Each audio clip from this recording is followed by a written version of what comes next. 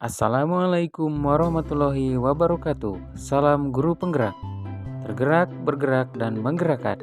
Perkenalkan, saya Henda Riswana, guru SD Negeri 4 Bojong Kondang, calon guru penggerak Angkatan 10 Kabupaten Pangandaran. Izinkan saya untuk memaparkan aksi nyata saya modul 1.4 tentang budaya positif. Beliau berdua adalah fasilitator dan pengajar praktik saya, yaitu Bapak Anggi Baidillah MPD dan Bapak Sugiri Hidayat SPD. Berikut ini merupakan rancangan tindakan untuk aksi nyata saya. Yang pertama adalah latar belakang. Murid tidak suka peraturan karena selama ini jika mereka melakukan pelanggaran, maka akan mendapatkan hukuman dan cenderung akan mempermalukan dirinya. Berikut adalah tujuan aksi nyata saya. 1. Menciptakan murid yang merdeka, mandiri, dan disiplin diri yang kuat. 2. Menumbuhkan budaya positif di sekolah dengan meyakini nilai-nilai kebijakan universal. Tolak ukur keberhasilan aksi nyata saya adalah 1. Terbentuknya keyakinan kelas melalui kegiatan kesepakatan kelas yang dilakukan wali kelas dan murid. Kedua, siswa mampu menerapkan dan menjalankan keyakinan kelas yang telah dibuat. Langkah-langkah tindakan yang akan dilakukan adalah 1. Menghadap kepala sekolah dan menjelaskan pentingnya budaya positif dan keyakinan kelas di sekolah dan meminta izin untuk mendiseminasikan bersama rekan guru. Mengumpulkan rekan guru untuk melakukan diseminasi, pemahaman materi budaya positif, dan segitiga restitusi. 3. Berkoordinasi dan berkolaborasi dengan wali kelas untuk membuat keyakinan kelas di kelas masing-masing. 4. Memantau, merefleksi, dan mengevaluasi keyakinan kelas yang telah dibuat. Dukungan yang dibutuhkan adalah 1. Dukungan dari kepala sekolah, rekan guru, dan murid agar tindakan yang telah disusun dapat dilakukan secara lancar dan menyeluruh. 2. Sarana dan prasarana untuk menumbuhkan budaya positif di sekolah. 3. Orang tua dalam melakukan budaya positif di rumah. Berikut ini merupakan kegiatan diseminasi di sekolah. Baik Bapak Ibu, Assalamualaikum warahmatullahi wabarakatuh. Dan hormat Kepala SDM Padang, yang saya hormati Bapak Ibu di SDM Padang. Bismillahirrahmanirrahim. Alhamdulillahirrahmanirrahim.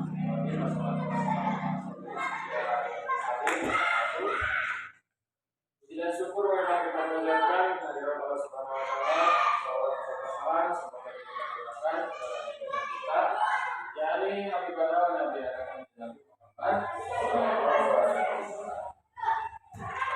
Yang terhormat Bapak Kepala SDM Padang, yang saya hormati Bapak Guru SDM Padang, yang mana hari ini kelihatan masih semangat, ceria. Masih semangat pagi? Ya, baik. Alhamdulillah kita ketemu lagi di hari ini dalam kegiatan aksi nyata diseminasi budaya positif SD Negeri 4 Bojong Kondang, Kecamatan Langkah Lancar, Kabupaten Pangandaran. Perkenalkan, nama saya Henda Riswana, CDP Angkatan 10 Kabupaten Pangandaran. Bapak Ibu, di sini kita akan melihat bagaimana sebuah budaya positif yang ada di sekolah. Ini kira-kira ada 20 slide. Bapak Ibu tentu kalau misalkan nanti ada yang penting dicatat, kalau misalkan yang perlu diingat. Di sini izinkan saya untuk berdiri di depan, bukan untuk menggurui, tapi hanya sebatas sharing saja. Untuk sharing apa yang saya dapatkan, apa yang saya alami untuk dibagikan ke satuan pendidikan. Baik Bapak Ibu, hari ini kita akan membahas tentang budaya positif. Ya. Ini modul 1.4 terakhir di modul 1. Baik, ada sebuah kebutuhan dasar manusia, ya, yang menurut Dr. William Lesser, ini yang pertama ada 5 ya. kebutuhan dasar manusia. Yang pertama adalah penguasaan, ya. Kemudian ada kasih sayang dan rasa diterima. Kemudian ada bertahan hidup, kesenangan dan kebebasan. Ya. Ini kebutuhan dasar manusia itu harus dicukupi, ya. Atau misalkan harus dipenuhi. Kalau misalkan salah satu tidak terpenuhi itu rasa tidak ada yang kurang. Ya, baik. Lanjut. Nah, kebutuhan dasar manusia menurut William Glasser, yang pertama adalah bertahan hidup. Kebutuhan fisiologis berupa kesehatan, rumah, makanan, biologis atau reproduksi. Ini adalah yang harus dipenuhi.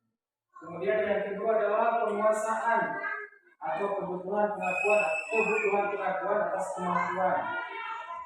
Misalnya keinginan untuk dianggap berharga, ini yang biasanya dialami oleh anak-anak, ya. Kemudian kekuatan untuk mencapai sesuatu. Kemudian disukai atas prestasi dan keterampilan, ya. Didengarkan dan memiliki harga diri. Oke. Kemudian yang ketiga, kesenangan. Manusia butuh untuk mencari kesenangan bermain dan tertawa. Kemudian yang keempat, kasih sayang dan rasa diterima. Manusia butuh untuk disayangi dan diterima. Manusia butuh untuk tetap berhubungan dengan orang lain. Dan yang terakhir adalah kebebasan atau kebutuhan akan pilihan. Anak-anak dengan kebutuhan kebebasan yang tinggi menginginkan pilihan mereka, perlu banyak bergerak, suka mencoba-coba, tidak terlalu berpengaruh orang lain, dan senang mencoba hal-hal baru yang baru. Ya, biasanya kalau di sekolah biasanya ada yang suka bosan, tidak ada yang cepat bosan. Kalau ibu mengalami mungkin anak bermain ini, pindah lagi, ya, ke permainan lain, atau baru sejam 2 jam permainannya sudah bosan, mau ganti lagi biasanya, ya. Jadi anak-anak perlu hal-hal baru atau mencoba hal-hal baru dan menarik. Ini ada sebuah video, bisa simak. Salam bahagia ibu dan bapak guru hebat. Dalam penerapan disiplin positif restitusi, salah satu program yang dikembangkan adalah 5 posisi kontrol. 5 posisi kontrol dalam restitusi adalah proses perjalanan seorang pendidik agar dapat mengenali dirinya. Pada video kali ini, kita akan membahas tentang 5 posisi kontrol yang dikembangkan oleh Diane Dawson dan contoh penerapannya.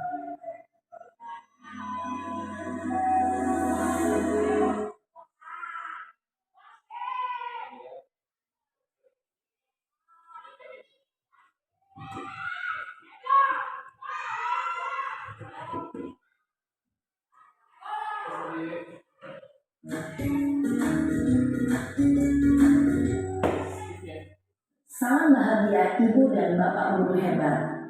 Dalam penerapan disiplin positif restitusi, salah satu program yang dikembangkan adalah 5 posisi kontrol.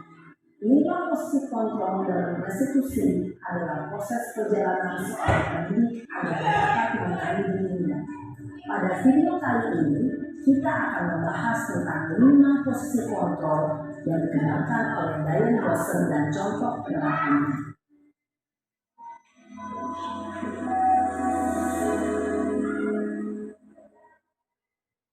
5 posisi kontrol itu adalah 1.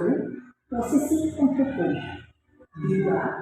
Posisi pembuat merasa bersalah, 3. Posisi tenang, 4. Posisi pemantau atau monitor, dan 5. Posisi manajer. Untuk lebih memahami kelima posisi tersebut, mari kita saksikan kasus nyata yang terlambat hadir 20 menit di sekolah. dan melihat bagaimana kelima posisi kontrol dalam menghadapi masalah tersebut.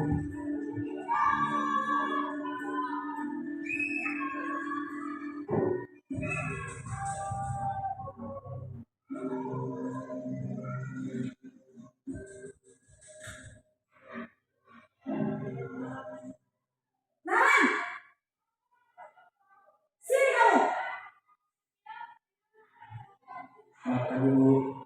Selalu terlambat. Kamu deh, pasti terlambat. Maaf Bu, saya Apa? Apa coba? Alasan kamu apa lagi? Kapan sih kamu tidak terlambat? Malas sekali ya kamu jadi anak. saya Dasar pemalas. Gak kapok-kapok sih kamu. Sudah berapa kali terlambat? Sana, kamu keliling lapangan basket 2 kali. kenapa saya harus ke lapangan basket Bu? Kenapa? Kamu malah ibu. Berani-beraninya jawab.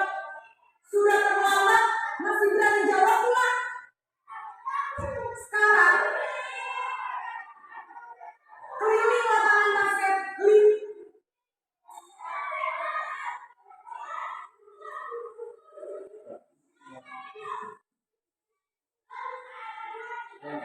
Kali sekalian, biar kapok. Cepat, pergi sana ke lapangan basket. Posisi penghukum biasanya berbicara dengan nada tinggi, menghardik, menunjuk-nunjuk, menyakiti, dan menyindir. Hukuman bisa berupa fisik maupun psikis. Ibu dan bapak guru hebat. Dampak yang terjadi pada murid ketika guru berada pada posisi penghukum adalah murid cenderung akan memberontak, bahkan menyimpan dendam.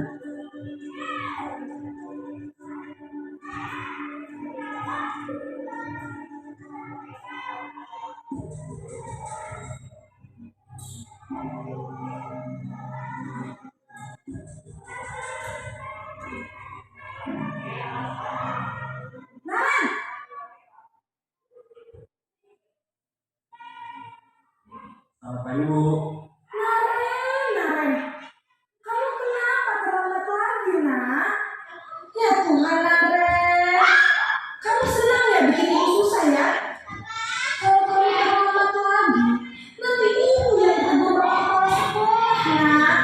Disangka ibu tidak bisa membina kamu. Duh, gimana ini? Maaf Bu. Duh, Gusti Naren, kamu suka ya kalau ibu tegur bapak kepala sekolah? Terus, sekarang ibu harus tulis apa yang di buku absen? Ini kamu sudah sering terlambat loh. Ibu harus apa coba? Maaf Bu. Maaf sekali. Ya sudah, lain kali jangan bikin ibu susah lagi ya nak ya. Ibu tidak akan kuat lagi kalau kamu begini terus.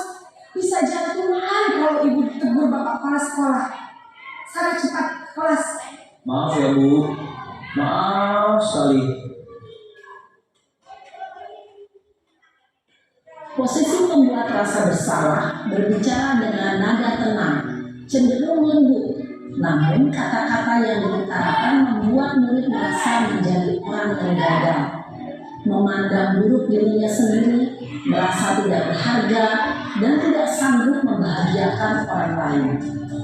Ketika guru mengambil posisi pembuat rasa bersalah, murid akan menganggap dirinya yang bersalah dan ia akan menyimpan emosi negatif tersebut di dalam dirinya.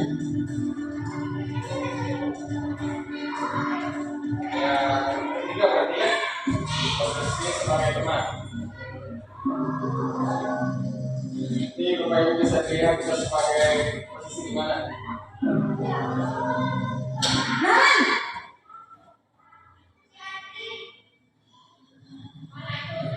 Selamat pagi Bu. Wah, sudah jam berapa ini nak? Terlambat lagi ya saya. Iya Bu. Habis ibu saya membangunkan saya Bu. Kamu mau menyalahkan ibu kamu. Kamu bukan anak yang paling kencang. Kok terlambat sih? Iya Bu, saya memang pamit kamu tadi. Jadi biarpun saya kencang, tetap jangan kejar Bu. Ya sudah sana, nanti lain kali larinya lebih kenceng lagi ya, biar gak terlambat lagi. Bikin senang ibu, demi ibu, bisa kan? Bisa lah Bu. Ya sudah sana masuk kelas, ibu beresin urusan absen kamu. Kamu ini ada-ada saja. Dalam posisi tenang, guru berbicara dengan nada suara ramah, akrab, cenderung bersinggah gurau untuk menjaga suasana tetap santai. Murid akan merasa senang, aman, dan akrab dengan guru. Identitas yang tercipta adalah identitas sukses atau berhasil. Namun, perlu diingat, karena ini masih dorongan eksternal, maka ada faktor ketergantungan dari murid kepada orang tertentu. Di sini guru aksennya, sehingga di lain waktu murid bisa berperilaku baik, namun hanya kepada orang-orang tertentu saja.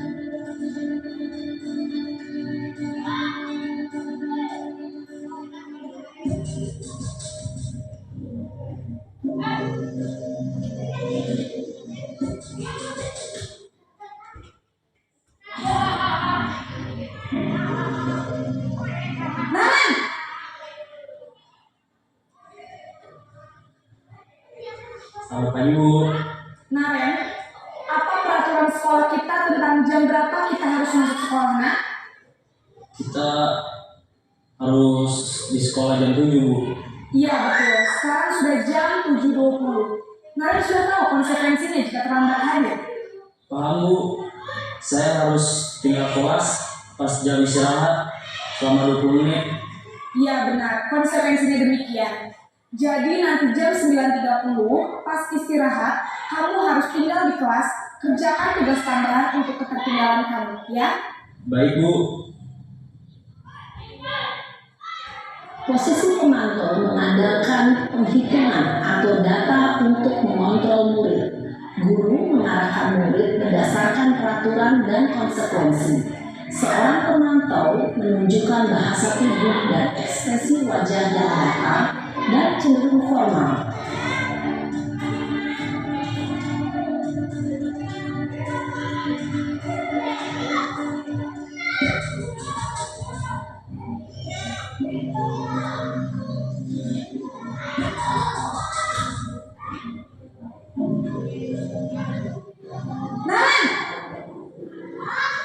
Ini yang terakhir. Oke. Selamat pagi Bu. Oke, apa tadi? Selamat pagi, Naren. Sebagai manajer. Maaf Bu, saya terlambat. Iya, sekolah masuknya jam 7, sekarang sudah jam 7.20. Jadi sekarang bagaimana ini, Naren? Maaf Bu, saya lupa setel alarm saya semalam. Baiklah, menurut kamu, keyakinan sekolah yang mana yang perlu kamu tingkatkan? Menghargai diri sendiri dan orang lain mungkin ya Bu. Setuju.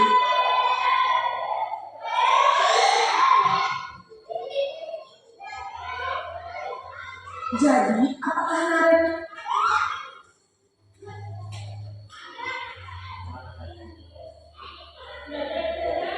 yakini prinsip saling menghormati?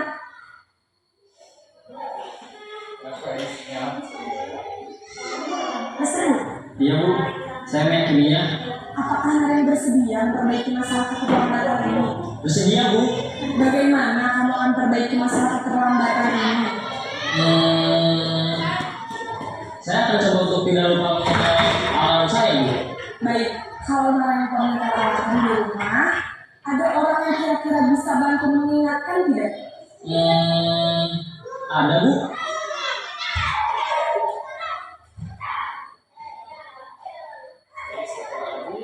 Kata saya, Kak Emma. Ada lagi selain Kak Emma?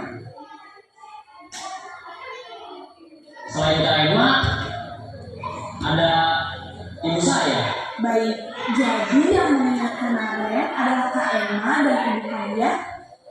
Kira-kira akan mulai set alarm kapan nih, Naren? Setelah pulang sekolah, akan segera saya lakukan. Baik, jadi Naren akan setel alarm untuk bangun besok pagi. Dan akan diingatkan oleh kakak dan ibunda Naren ya. Ada lagi yang mungkin perlu dilakukan Naren agar tidak terlambat bangun lagi? Tidak ada, Bu. Baik Naren, terima kasih untuk kerjasama kamu. Sekarang kamu perlu kembali ke kelas untuk belajar. Baik, Bu. Terima kasih. Posisi manajer adalah posisi kontrol yang disarankan untuk membimbing murid memiliki sikap disiplin yang positif, yaitu murid yang mandiri, bertanggung jawab, dan dapat memecahkan masalah. Tujuan dari posisi ini adalah agar murid dapat berefleksi atas tindakannya. Guru akan dengan tulus memberikan pertanyaan-pertanyaan bermakna, sehingga membuat murid dapat belajar dari kesalahannya dan mencari sebuah solusi untuk menyelesaikannya. Ibu dan Bapak guru hebat, setelah mengamati adegan kelima posisi kontrol tadi, kira-kira posisi mana yang paling ideal? Posisi mana yang dapat menunjang motivasi intensif murid? Ya, tentu posisi manajer. Posisi ini memang posisi ideal yang ingin dituju setiap pendidik. Pada posisi inilah, guru dapat menerapkan disiplin positif yang berpihak pada murid, yang memerdekakan murid. Perjalanan seorang pendidik tentunya tidak mudah untuk sampai pada posisi seorang manajer. Namun, tujuan kita pasti, yaitu menciptakan murid-murid yang mandiri, merdeka, dan bertanggung jawab. Semoga penggambaran 5 posisi kontrol yang telah diperlihatkan ini dapat menjadi ajang refleksi bagi kita semua, agar dapat terus mengasah dan menerapkan disiplin positif yang memerdekakan murid. Mari terus berlatih dan bersemangat. Selamat menerapkan. Salam dan bahagia Ibu dan Bapak guru hebat.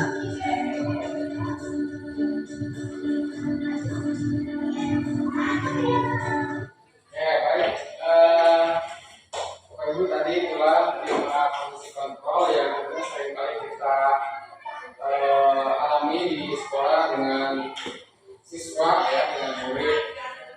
Yang pertama tadi ada posisi sebagai penghukum ya.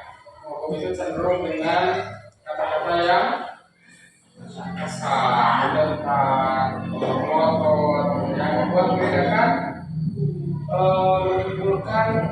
menimbulkan rasa dendam ya, karena mungkin tidak dia merasa dimarahi, dia merasa dibentak, jadi timbulnya adalah rasa dendam. Kemudian yang kedua adalah ini yang pertama tadi ya, sebagai penghukum senantiasa mengatakan bahwa sekolah memerlukan sistem atau alat yang dapat lebih menekan murid. Lebih dalam lagi, guru-guru menerapkan posisi penghukum akan berkata seperti ini: patuhi aturan saya, atau awas. Biasanya kan ini ya yang sering kita lakukan, awas atau patuhi. Kemudian kamu selalu saja salah, seperti dari dalam video. Kamu selalu saja salah. Selalu, pasti selalu yang terakhir selesai. Biasanya kalau di kelas ada siswa yang kurang mampu misalnya, diperkatakan seperti ini, pasti kamu yang selalu selesai kan. Jadi akan menimbulkan rasa down atau istilahnya ada ketidaknyamanan pada dirinya. Guru seperti ini senantiasa percaya bahwa hanya ada satu cara agar pembelajaran bisa berhasil, yaitu dengan cara dia. Padahal siswa juga punya kemampuan. Ya. Baik, next. Ini ada masih posisi penghukum, ada suaranya tinggi, kemudian bahasa tubuh, mata melotot, dan jari menunjuk-nunjuk, menghardik, terlambat lagi, pasti terlambat lagi, selalu datang terlambat. Kapan bisa datang tepat waktu? Tanyakan pada diri sendiri, bagaimana perasaan murid bila seperti itu ya, pada saat muridnya datang terlambat. Kita menanyakan pada diri sendiri, bagaimana perasaan murid ketika kita berbicara seperti itu, ya? Atau di kelas misalnya, kamu yang terakhir mengerjakan soal, Nah, bagaimana kalau misalkan kita posisi kita berada di sebagai murid? Kemudian yang kedua adalah ini hasilnya. Kemungkinan murid marah dan mendendam atau bersifat agresif. Bisa jadi sesudah kembali duduk, murid tersebut akan mencoret-coret bukunya atau tulisannya. Lebih buruk lagi, sepulang sekolah murid melihat motor atau mobil bapak ibu guru dan akan menggores kendaraan tersebut dengan paku. Ya, bisa jadi seperti itu. Atau mungkin ada yang di panjang kompresan gitu ya. Mungkin pernah mengalami seperti itu ya. Oke, lanjut. Nih. Nah, yang kedua membuat rasa bersalah. Sebetulnya ini membuat rasa bersalah ini adalah pada posisi ini biasanya guru akan bersuara lebih lembut, jadi lembut suaranya. Namun membuat rasa bersalah akan menggunakan keheningan yang membuat orang lain merasa tidak nyaman, bersalah atau rendah diri. Jadi seolah-olah bagaimana kita benar dan dia salah gitu ya. Contoh kata-kata yang dikeluarkan lembut seperti ini. Ibu sangat kecewa sekali dengan kamu. Berapa kali bapak terus memberitahu kamu ya? Gimana coba kalau orang tua kamu tahu kamu berbuat begini? Atau biasanya kita kamu terus dulu apa sih pesannya? Ribut. Ya, nakal terus kamu tidur di sekolah misalnya.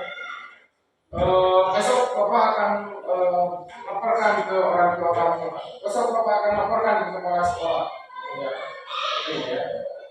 Jadi sumber ini akan berada di merasa bersalah. Meski ini murid akan memiliki penilaian budi yang buruk tentang diri mereka. Murid merasa tidak berharga dan telah mengecewakan orang-orang yang disayanginya. 3. Sebagai teman. Ya, kalau sebagai teman berada mendingan nih. Guru pada posisi ini tidak akan menyakiti murid, namun akan tetap berupaya mengontrol murid melalui persuasi. Ya. Posisi teman pada guru bisa negatif atau positif. Positif di sini berupa hubungan baik yang terjadi antara guru dan murid. Guru di posisi teman menggunakan hubungan baik dan humor untuk mempengaruhi seseorang. Mereka akan berkata, ayo bantulah demi bapak ya. Ayo ingat tidak bantuan bapak selama ini. Ya sudah, kali ini tidak apa-apa. Nanti ibu bantu bereskan. Ya. Nah, posisi sebagai teman, hal negatif dari posisi ini adalah bila suatu saat guru tersebut tidak membantu, maka murid akan kecewa dan berkata, saya pikir bapak atau ibu teman saya. Ini ya, biasanya ada murid yang bersalah, misalnya ada murid yang melakukan pelanggaran, kita dekati sebagai teman, gitu. Dengan kata-kata yang seperti tadi. Kemudian setelah kita tidak membantunya, ini akan berkata seperti ini, karena akan lebih dekat pada seorang guru daripada satu orang guru dan daripada guru lain. Jadi ibu ini serasa teman dekat gitu.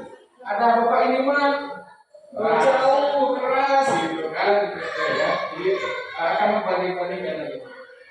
Murid merasa dikecewakan dan tidak mau lagi berusaha. Hal lain yang mungkin timbul adalah murid akhirnya akan bertindak untuk guru tertentu dan tidak untuk guru lain. Murid akan tergantung pada guru tersebut. Atau mungkin saya karena lebih dekat dengan bapak ini, saya akan membantu bapak ini, biarkan yang lainnya. Seringnya mungkin terjadi di sekolah. Baik, lanjut. Sebagai pemantau, seorang pemantau sangat mengandalkan penghitungan catatan data yang dapat digunakan sebagai bukti atau perilaku seseorang. Di sini akan menggunakan stiker, slip catatan, daftar cek, biasanya dicatat, ya. Dicatat pelanggaran apa, orangnya siapa. Pernyataan yang diajukan seorang adalah peraturannya apa? Kamu terlambat, peraturannya apa di sekolah ini? Apa yang telah kamu lakukan? Sanksi atau konsekuensinya apa jika kamu datang terlambat? Sanksi atau konsekuensinya apa jika kamu tinju di sekolah dengan teman?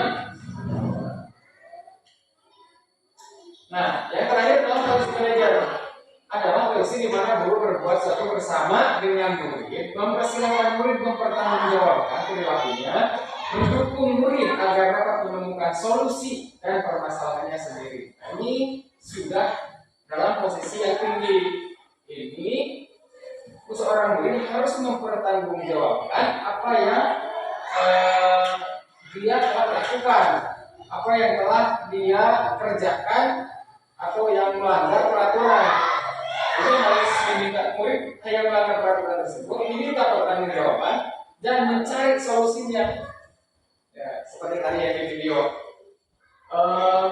Ini ya kata-katanya. Apa yang kamu yakini? Atau apa sebenarnya di kelas itu atau di sekolah ini kita membuat kesepakatan kelas ya, sekolah biasanya. Apa yang kamu ketahui dengan kesepakatan kelas kita?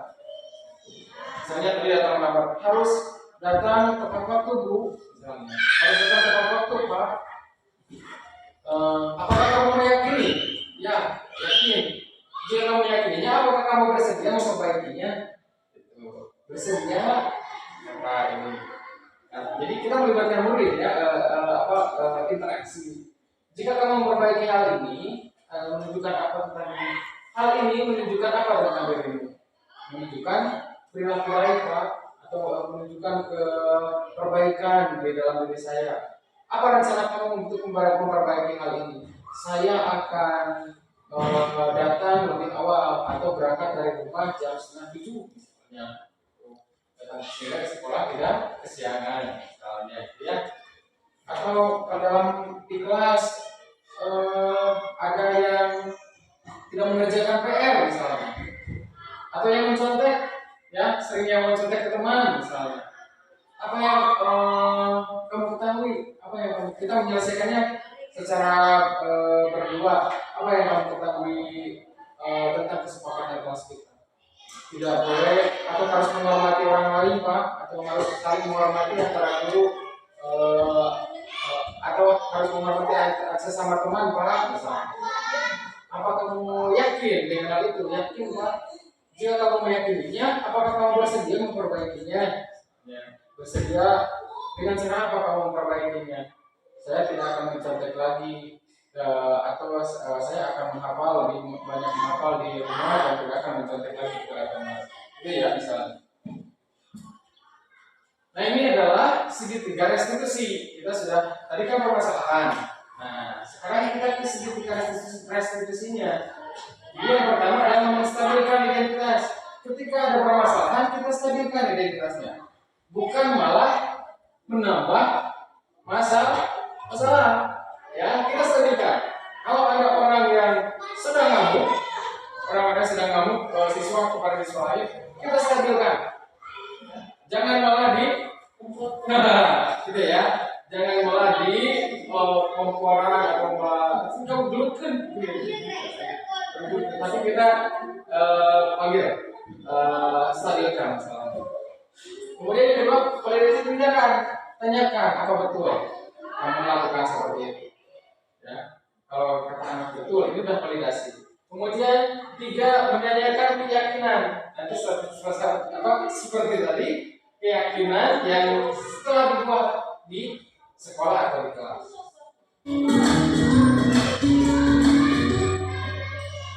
Salam dan bahagia Ibu dan Bapak guru hebat. Pada video kali ini kita akan membahas tentang salah satu program disiplin positif yang diterapkan di lingkungan sekolah yang dikenal dengan nama restitusi.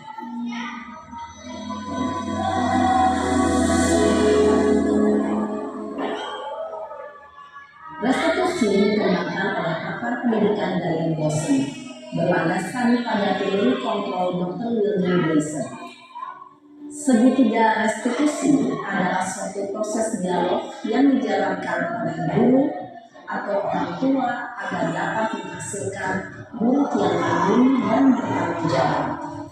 Pada saat guru di posisi manajer, aspek yang dikembangkan oleh murid adalah motivasi intensif, sehingga penanaman nilai-nilai kebajikan dapat tumbuh dan berkembang menjadi suatu kebiasaan positif yang akhirnya membentuk karakter murid.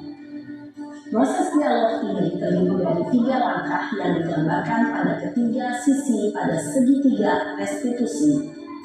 Sisi pertama adalah menstabilkan identitas. Sisi yang kedua adalah validasi tindakan yang sah. Dan sisi yang ketiga adalah menanyakan keyakinan. Ibu dan Bapak Guru, berikut ini akan ditunjukkan bagaimana seorang guru berada dalam posisi manajer menggunakan penerapan segitiga restitusi.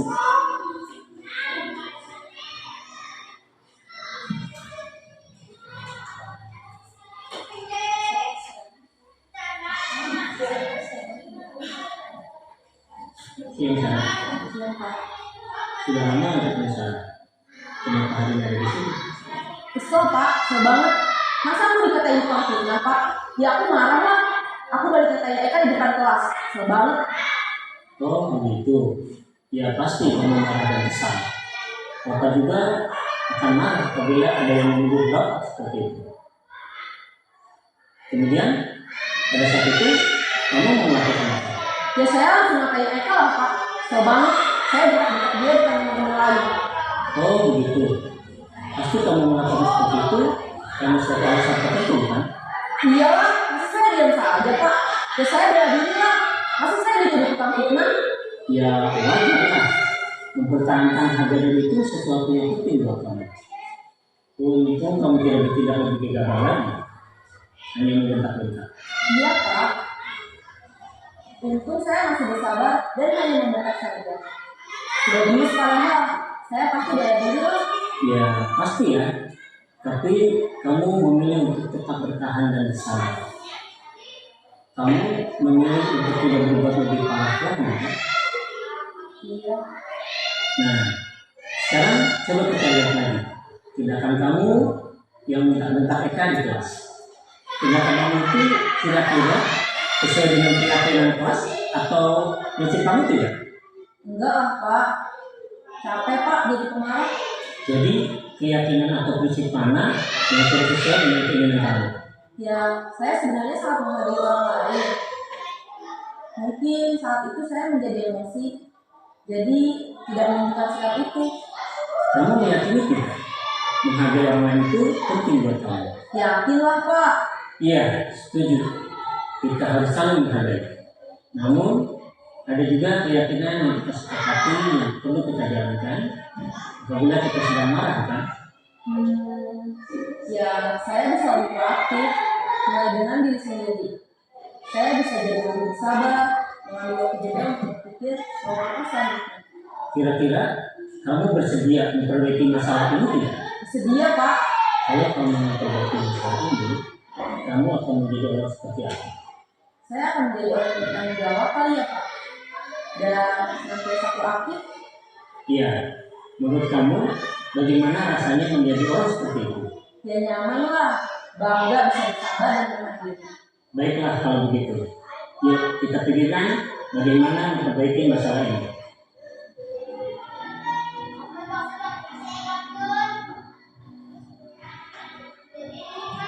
Ibu dan Bapak Guru hebat.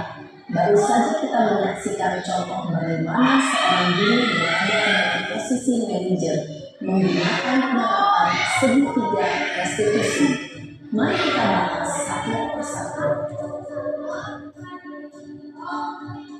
Pada sisi pertama, menstabilkan identitas berdasarkan pada prinsip bahwa membuat kesalahan adalah bagian dari proses pembelajaran. Sisi pertama dari segitiga ini berperan menggeser identitas murid dari identitas gagal ke identitas sukses. Murid yang sedang bertingkah laku yang tidak pantas atau menarik diri saat itu sedang mengalami identitas gagal. Bila kita memilikinya, maka posisinya tidak akan berubah. Kita bisa mengajukan pernyataan-pernyataan ini. 1. Membuat kesalahan sesuatu yang wajar. 2. Manusia tidak ada yang sempurna. 3. Kita bisa memperbaiki kesalahan ini. 4. Saya tidak menanyakan kesalahan ini. Saya lebih fokus bagaimana memperbaiki satu kini kamu telah menjadi orang yang baik untuk dirimu sendiri? Pada sisi kedua, validasi tindakan yang salah berlandaskan pada prinsip bahwa setiap perilaku berupaya memenuhi suatu kebutuhan tertentu. Guru yang telah memahami teori kontrol akan bergeser dari pemikiran stimulus respon menjadi proaktif dan mencoba untuk mengenali tujuan dari perilaku murid, mengenali dan mengakui kebutuhan murid ini dapat memperbaiki hubungan dengan murid tersebut. Pernyataan atau pertanyaan bisa disampaikan dengan nada suara tidak menghakimi atau menonjolkan, sehingga dapat mengembalikan murid pada posisi positif. 1. Kamu bisa saja bertindak lebih gegabah lagi dari ini. 2. Kamu bukan melakukannya tanpa suatu alasan tertentu. 3. Kamu melakukannya karena mempertahankan sesuatu yang penting bagimu. 4. Mungkin kamu bisa mempelajari suatu perilaku baru yang lebih efektif. Bersedia kamu mempelajarinya? Selanjutnya, kita akan simak sisi terakhir, yaitu menanyakan keyakinan. Teori kontrol menyatakan bahwa pada dasarnya kita termotivasi secara intrinsik. Pada saat perilaku yang salah telah divalidasi dan identitas sukses telah stabil, maka murid telah siap mengaitkan keyakinan-keyakinannya dengan tindakan yang salah, dan pemikirannya telah bergeser ingin menjadi orang yang jujur. Pertanyaan-pertanyaan ini dapat mengaitkan keyakinan-keyakinan yang aneh murid. 1. Sebagai keluarga atau kelas, apa yang kita yakini? 2. Nilai-nilai apa yang telah kita sepakati? 3. Seperti apa gambaran sebuah kelas yang ideal bagi kamu? 4. Kamu ingin menjadi orang seperti apa?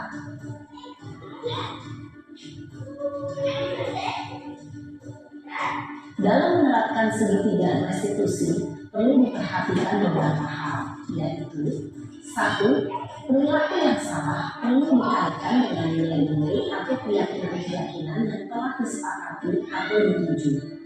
2. Kesediaan orang yang melakukan kesalahan untuk memperbaiki masalah. 3. Pemecahan masalah sebisa mungkin relevan atau memiliki hubungan dengan masalah yang ada. 4. Usaha. Perlu adanya suatu usaha perbaikan dari pihak yang berbuat kesalahan.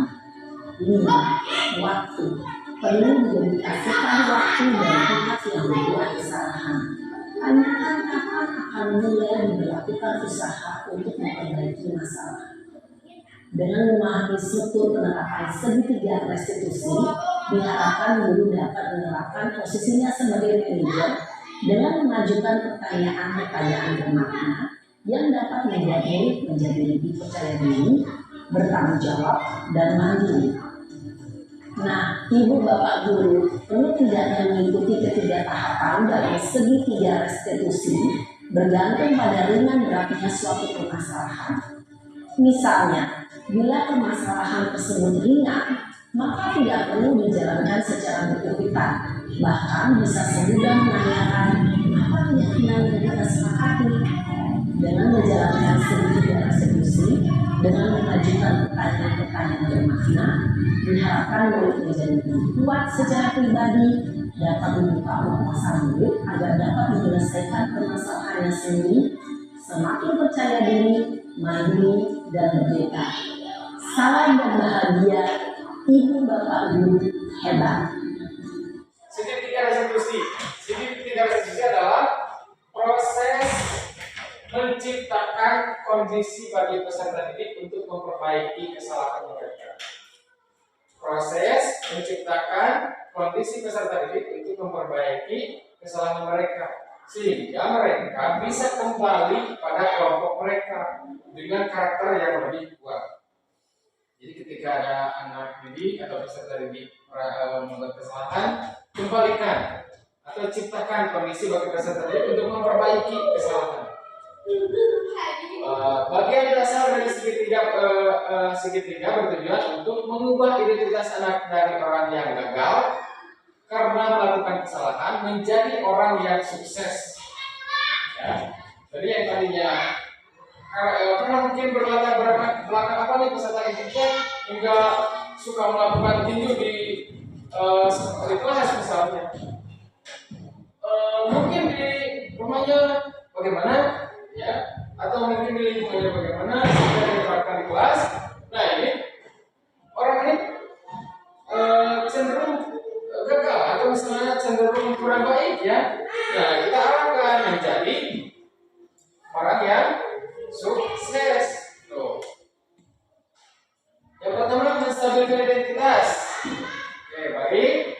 Kalau kita ingin ia menjadi reflektif, maka kita harus meyakinkan si anak dengan cara mengatakan kalimat seperti ini.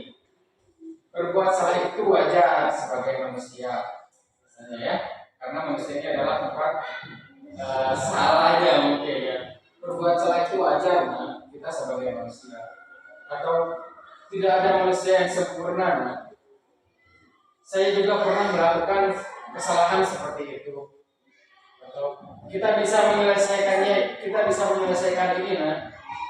Bapak Ibu tidak tertarik mencari siapa yang salah, tapi Bapak Ibu ingin mencari solusi dari masalah ini. Kamu berhak merasa begitu.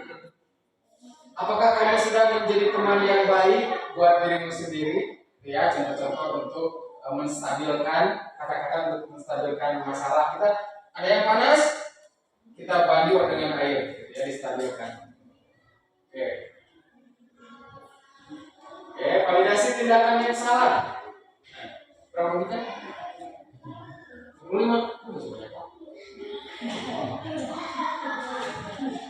Validasi tindakan yang salah.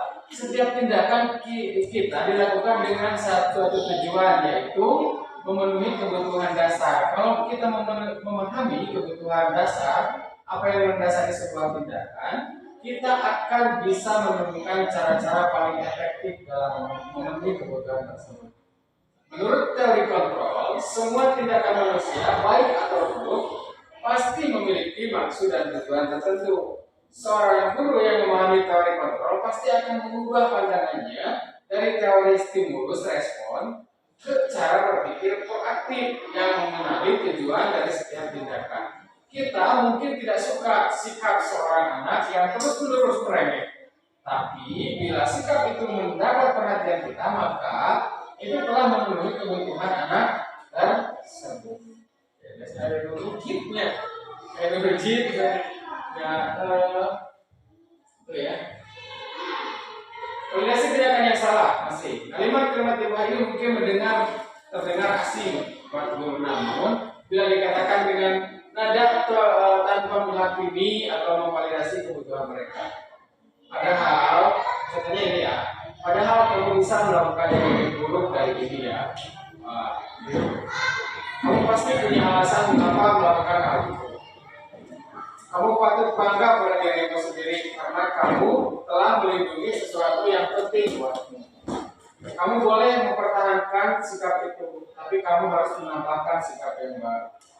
Ya, validasi tindakan. Kemudian menanyakan keyakinan.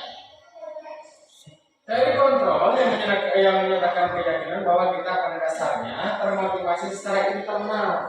Ketika identitas sukses telah tercapai langkah 1 dan tingkah laku yang salah telah divalidasi, tadi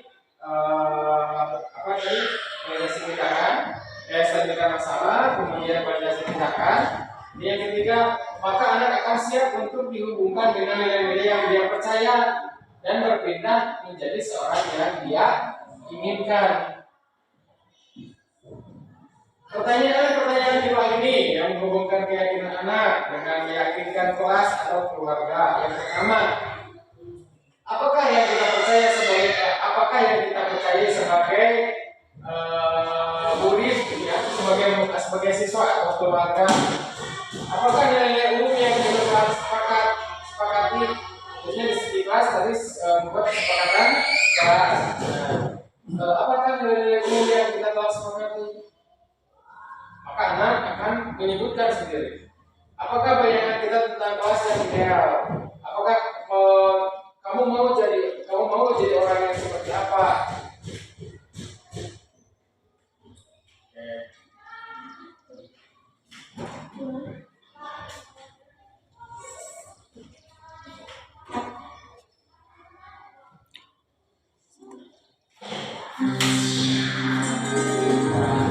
Lihat video dulu ya.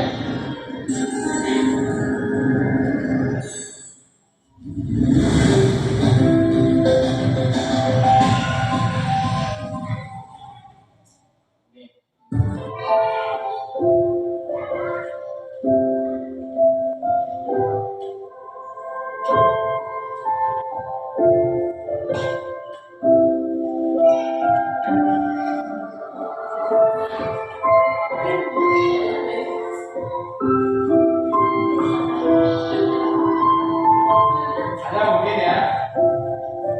Oke, anak-anak yang sama.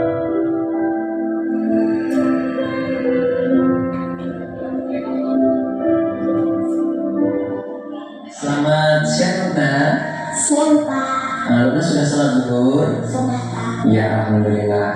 Luna tahu tidak kenapa Pak Hendra panggil ke sini? Enggak tahu. Nggak tahu. Ya, Luna tadi saat ulangan waktu di kelas Pak Hendra melihat jawaban temannya. Tadi teman sebelahnya Azumi. Luna melihat jawaban temannya atau mencontek. Betul atau tidak Luna? Betul Pak. Betul. Ya, mencontek itu perbuatan yang baik atau tidak baik? Tidak baik. Perbuatan tidak baik. Ya baik. Setiap manusia pasti pernah berbuat salah. Termasuk Kak Hendra juga pernah berbuat salah. Luna pun juga pernah. Dengan mencontek tadi, termasuk kita berbuat sebuah kesalahan. Tapi Pak Hendra di sini bukan mau mencari siapa yang salah, tapi Pak Hendra mau membantu untuk mencari solusi supaya Luna tidak mencontek lagi. Nah, Luna pasti punya alasan. Kenapa Luna ini mencontek? Coba cerita sama Pak Hendra. Apa sih alasannya? Tadi malam tidak belajar. Tadi malam nggak belajar. Kenapa tidak belajar? Mainan atau tidur? Mainan. Mainan. Baik. Berarti ketika Lukman tidak belajar, akhirnya tidak bisa mengerjakan soal. Betul. Ya. Lukman masih ingat tidak keyakinan kelas kita yang sudah kita buat pada pertemuan awal dulu? Enggak. Ingat apa keyakinan kelas kita? Jujur dalam bertindak.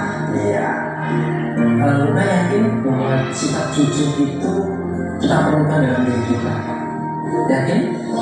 Sifat jujur itu baik untuk kita? Baik. Kalau Luna sudah yakin, kira-kira apa yang harus Luna lakukan supaya Luna ini tidak mencontek? Karena mencontek ini perbuatan yang tidak jujur. Nah, apa yang harus Luna lakukan supaya Luna tidak mencontek kembali? Belajar, terus mengerjakan semampunya.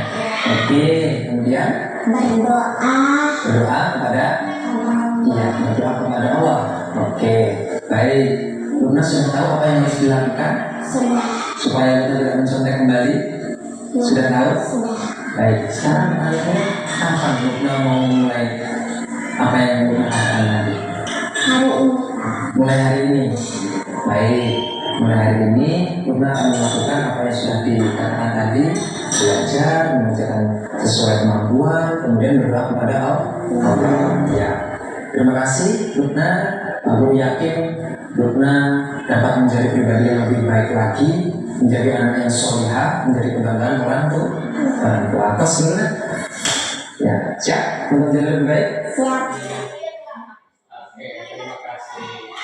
Nah, mungkin kasus tadi sudah mewakili ya, ketika anak ada yang mencontek, tidak dipanggil secara rame-rame atau tidak dipanggil untuk menyalahkan dia, tapi dipanggil baik-baik. Kemudian kita validasi dulu masalahnya, betul tidak kamu melakukan atau kamu kenapa bapak panggil ke sini? Kamu tahu tidak? Ya, itu saya mencontek Pak. Kamu tahu mencontek itu perbuatan yang bagaimana? Perbuatan yang baik atau tidak baik? Apakah kamu yakin mencontek itu perbuatan yang tidak baik? Yakin Pak? Apakah kamu bisa memperbaiki kesalahan kamu hari ini? Bisa? Tidak, Bapak Ibu, sekilas tadi tentang yang pertama adalah 5 posisi kontrol. Baik, posisi kontrol yang pertama adalah sebagai penghubung, ya, penghubung. Tadi saya sudah jelaskan. Kemudian yang kedua adalah sebagai membuat rasa bersalah. Kemudian yang ketiga adalah sebagai teman, dan yang keempat adalah memantau. Yang kelima manajer. Ya, sebagai manajer, sebagai posisi yang tertinggi. Kemudian dilanjutkan ketika kita sudah memahami posisi kontrol, kita lanjutkan ke segi 3S. Itu. Identitas. Yang kedua adalah validasi masalah. Kemudian yang terakhir adalah menanyakan ketika ada permasalahan di sekolah, serumit apapun, mungkin tentang anak didik, kita bisa menyelesaikannya dengan cara yang baik. Demikian Bapak Ibu yang kita sudah sampaikan, mudah-mudahan apa yang saya sampaikan tadi bermanfaat dan bisa menjadikan suatu solusi ketika kita punya masalah di kelas masing-masing atau di sekolah. Baiklah Bapak Ibu, demikian yang bisa saya sampaikan. Saya tutup dengan doa. Bila taufiq wal hidayah. Assalamualaikum warahmatullahi wabarakatuh. Barangkali ada pertanyaan mungkin? Barangkali ada pertanyaan? Maaf tidak dibuka tadi. Sudah kira-kira ya. Baik, ketika membutuhkan atau ingin menanyakan sesuatu, boleh kita di luar kegiatan ini ya. Bismillahirrahmanirrahim. Assalamualaikum warahmatullahi wabarakatuh. Saya Kepala SD 4 Bojong Kondang, tempat di mana Pak Hendar mengajar. Saya merasa bangga dengan Bapak dan Ibu Guru SD 4 Bojong Kondang yang mempunyai etos kerja yang tinggi, khususnya Pak Hendar, dan masuk menjadi guru penggerak, tergerak, bergerak, dan menggerakkan. Diseminasi pengibasan yang dipaparkan Pak Hendar merupakan aksi nyata. Dalam program guru penggerak, mudah-mudahan pengibasan ini dapat diwujudkan di sekolah kami dan dapat menjadi motivasi serta menjadi contoh bagi Bapak Ibu guru yang lain. Demikian yang bisa saya sampaikan. Ditutup. Wassalamualaikum warahmatullahi wabarakatuh. Bismillahirrahmanirrahim. Assalamualaikum warahmatullahi wabarakatuh. Saya Yosef Hamdan Iskandar, rekan sejawat Bapak Hendar Iswana, calon guru penggerak dari SD Negeri 4 Bojong Kondang. Pemaparan yang disampaikan Bapak Hendar Iswana tentang budaya disiplin positif sangat bagus untuk diterapkan di sekolah kami, baik bagi guru-guru maupun siswa, untuk menanamkan rasa disiplin pada diri siswa. Dan saya menjadi tahu bagaimana posisi guru ketika berhadapan dengan siswa yang melanggar kesepakatan dan bagaimana cara menangani siswa tersebut dengan baik. Demikian yang bisa saya sampaikan. Wassalamualaikum warahmatullahi wabarakatuh.